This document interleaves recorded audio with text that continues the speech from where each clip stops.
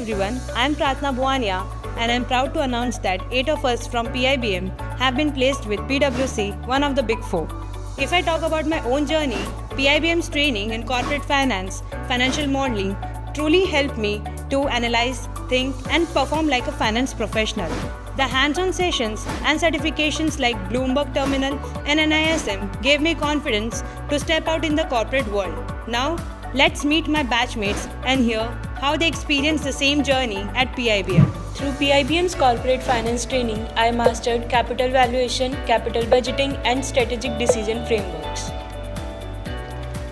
So, our academic curriculum has equipped me with financial accounting and reporting modules, which has helped me master in financial statements, IFRS, GAAP, and Global Taxation. At PIBM, I gained exposure in investment and securities, including portfolio management and equity research, and I've also done NISM 5A mutual fund distribution and Bloomberg certifications. Through banking and risk management sessions at PIBM, I learned trade analysis, risk analysis and also got CFA Level 1 training. I did my internship in finance sector. With the help of this knowledge, I also got appreciation letter. The faculties at our college PIBM guided us in building robust financial models, giving hands-on experience with real business scenarios.